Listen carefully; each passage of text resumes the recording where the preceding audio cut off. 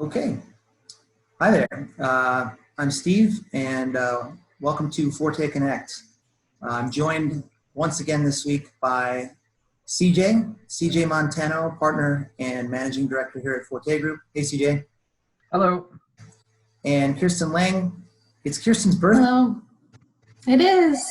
So happy birthday. Thank you. Kirsten's a senior account manager here at Forte Group as well. And we're also joined by a special guest, Lee Barnes. Lee is the CTO at Utopia Solutions, which is a software quality and testing firm here in the Chicago area. Hey, Lee. Hi, Steve. Thanks for having me. Yeah, thanks for joining us today. So we're going to talk a little bit about quality assurance because that's your background and expertise. We're all obviously working from home at the moment, and we've talked in previous episodes how it's changed business and business outlook. Are you seeing any trends or changes in quality assurance at the moment? Well, certainly firms are seeing the importance of being able to ready to handle a influx of traffic.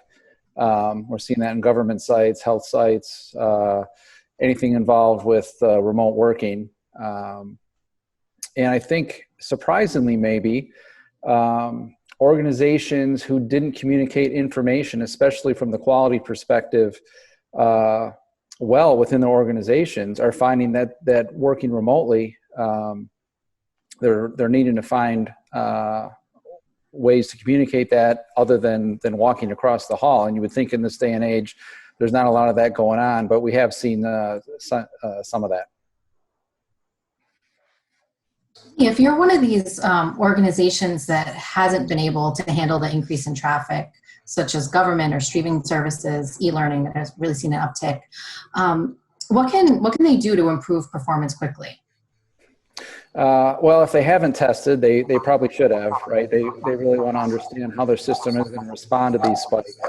Assuming they haven't, there are some things. It depends certainly on the technology and the type of site. But ensure that they have proper load balancing, ensure that they have their content on a CDN, they've got compression implemented appropriately, they're loading the resources asynchronously, so you don't have to wait for all the third-party resources to load before you can interact with the content. If you've got mobile users, optimize the site for mobile users. And certainly monitoring, not just at the system level, but at the user level. So when you do experience issues that appear to be issues, at least at the system end, you can correlate that with any impact on your users. Thanks for that. CJ, you've often talked about how quality assurance and testing gets overlooked in the software development lifecycle. Do you see that changing with the current climate? And do you have anything to add to Lee's observations? I do. I have something to add. Lee and I talk a lot about quality. That's him and I have a pretty deep relationship when it comes to quality theory and things like that. I would say to add to Lee's thoughts is first and foremost that quality right now is more important than ever. What we're seeing is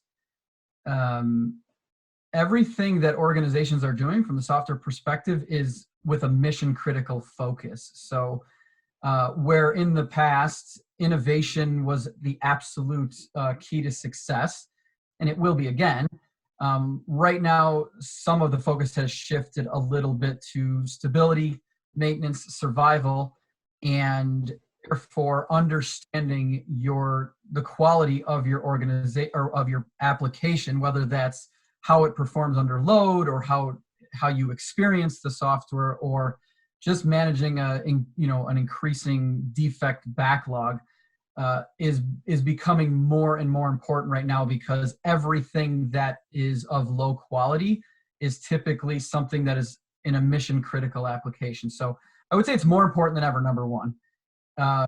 What I had talked about in previous episodes, which I think is awesome about the changing current climate, is the exhaustion of software development has slowed a little bit, meaning run to as fast as you can to get to a delivery date. And it's giving organizations a little more time to think about things like quality.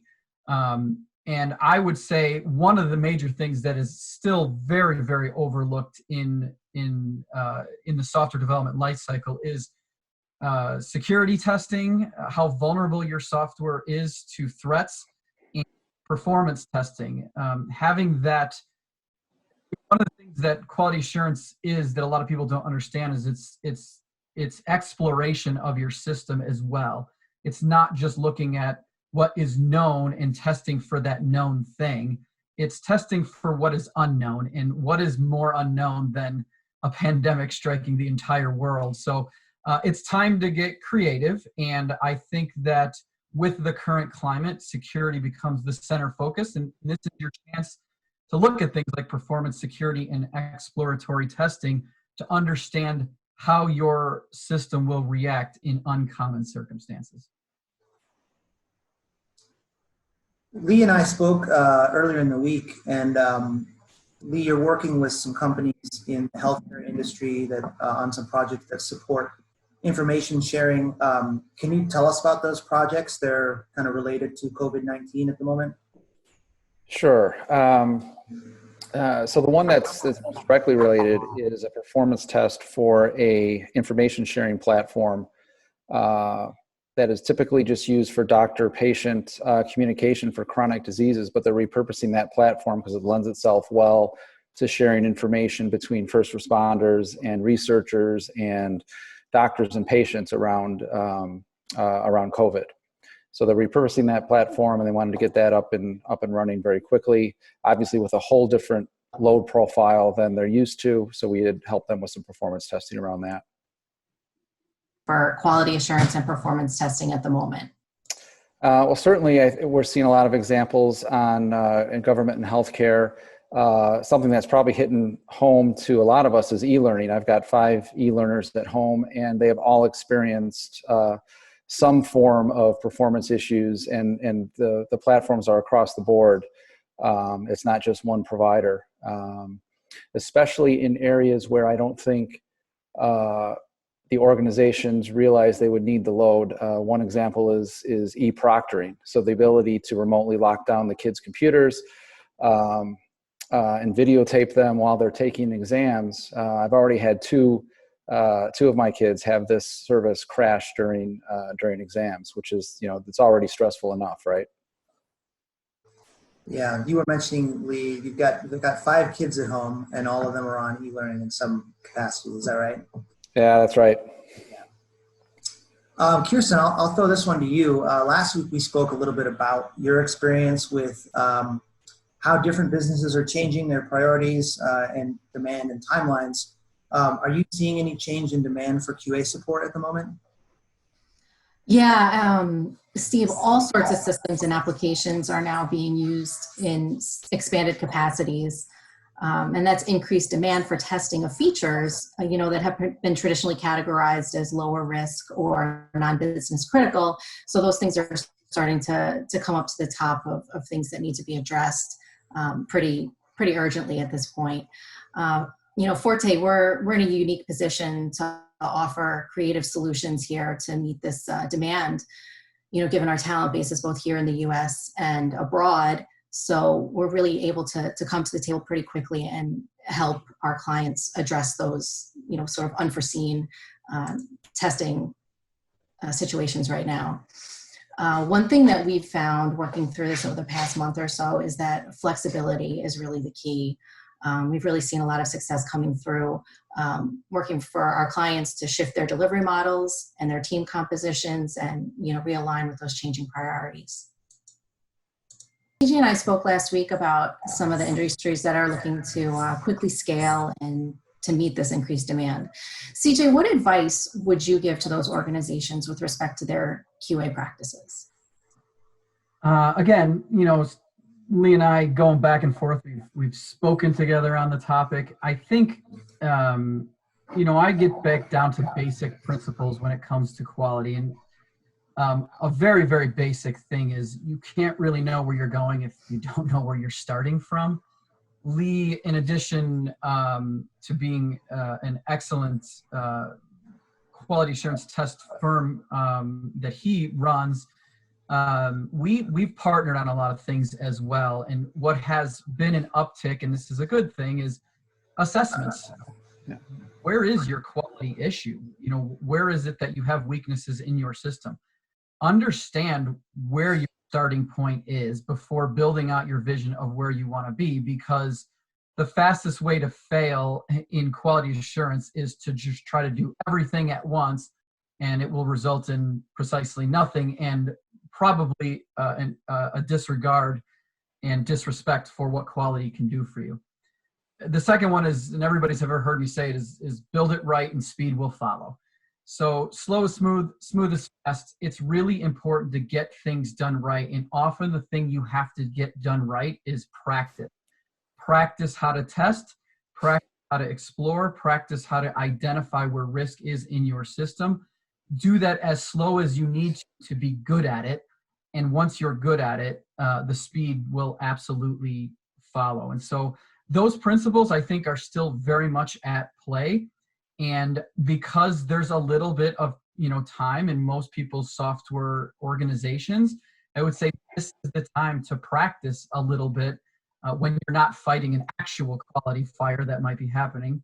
This is a good time to really be thinking about how do we, build, architect and refactor and get the actual application of the platform built the proper way so as to reduce quality risk in the first place. So those principles and where you're starting before you move and make sure you're building it right the first time is key to getting to quality. Thanks, CJ. Lee, I wanted to give you a quick chance to plug your QA bytes. These are a series of videos you've been doing. Can you tell us a little bit about those? Sure. So each year I try to pick a topic that I focus on and that is highly aligned with the type of work that we're doing. And I go around and speak at conferences and webinars, and I try to break those talks down into ingestible bytes, QA bytes that are 2, 3, 4 minutes long, that focus on a part of the topic. Last year's was the keys to effective test automation and DevOps. That series is got a couple more episodes that should drop here in the next month or so. And then the next one is going to be effective performance testing in DevOps, and that'll start probably midsummer. So, yeah, and those are available on our utopiasolutions.com. utopiasolutions.com. I think I stepped on your website. No worries.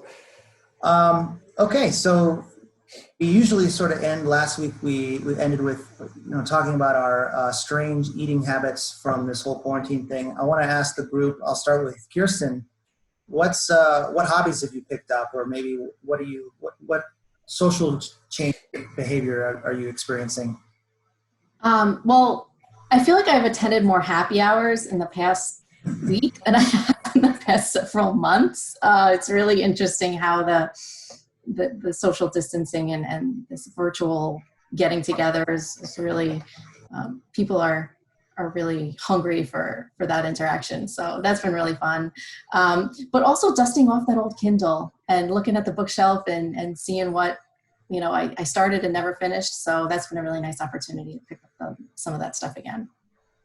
Nice. Yeah, I have noticed that too. It's like the crave social interaction, and I'm on all these Zoom calls, and it's 10 people, and sometimes it's hard to get a word in. Yeah. CJ, what about you? I don't know if Lee and I share this, but a lot of people know that I play a lot of hockey, and as such, my 3 children skate. And so we've ordered them pick skates and rollerblades and just getting out in the driveway and dribbling the puck a little bit and doing a little stick handling, a little shooting. My daughters are they're learning how to do their waltz jumps and spins on the asphalt now, which seems exponentially more dangerous, largely for them. But we've been kind of doing that as a family, as reinventing the ice rink in our driveway. Lee, how about you? Yeah, well, I've got 5 daughters home, and they're all volleyball players. So I'm often the 6th man out there, and they're taking me out behind the woodshed usually. So that's been fun when the weather permits. and definitely dusting off the reading list. Catching up on some development quality related books that I've been wanting to read for a long time. So. Awesome. Well, Lee, thanks for joining us. We really appreciate it. CJ, Kirsten, good to see you again. This has been fun. I want to ask anybody if there are topics that you want to see us cover in the future. Send us a note, comment if this is on YouTube, comment below. We'd love to hear from you. So thanks for joining us, Lee, CJ, Kirsten. Thank you. Thanks for joining us. See you soon. All right. Thank you. Take care. Bye.